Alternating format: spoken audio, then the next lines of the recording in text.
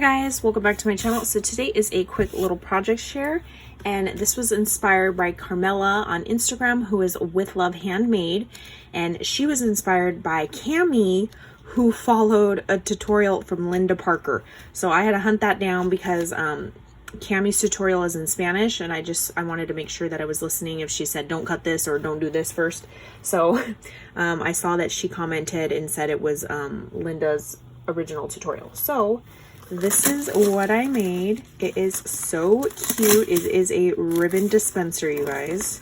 Look how cute.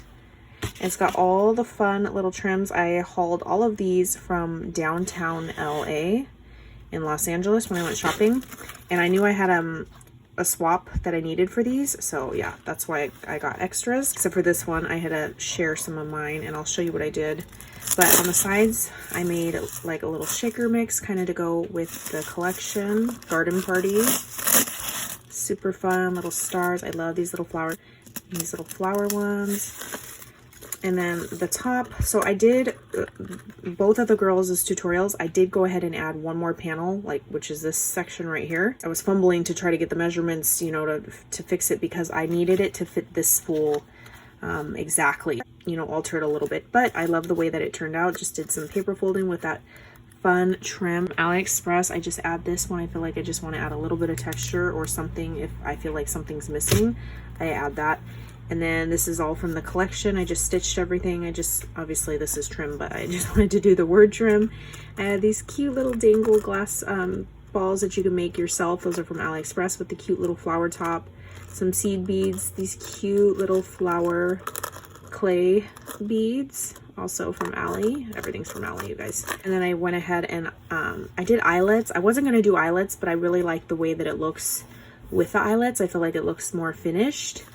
But because I did that, the eyelets are kind of small, so my trim is much wider, and it's kind of, you can see how it's like bunching. I mean, it still works, and it still comes out and spins on the inside. This originally, I think it's supposed to go like this. I added another panel, so mine's not the same exact shape, but these are kind of some stiff trim, so they're kind of just sticking out like a bad hair day. So I wanted to rotate it a little bit like this because Carmela, she put a cute little handle on hers, which was really cute, and I wanted to do that, but it wouldn't have it would have landed in the back or the front.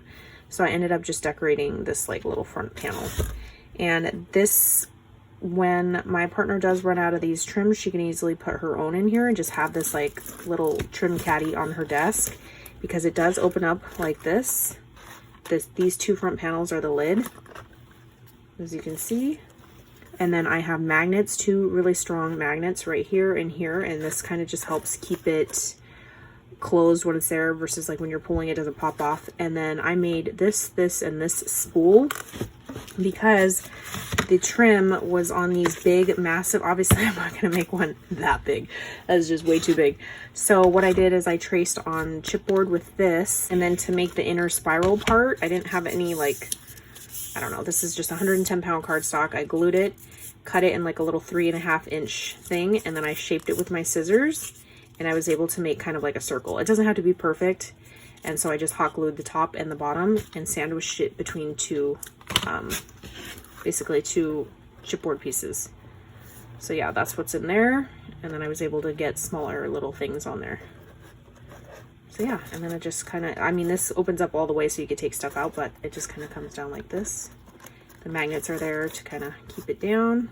You don't have to have magnets. So this was such a snug fit, and I definitely recommend using 110-pound cardstock because this moving around and opening it and stuff, it'll definitely start ripping. So I would use 110.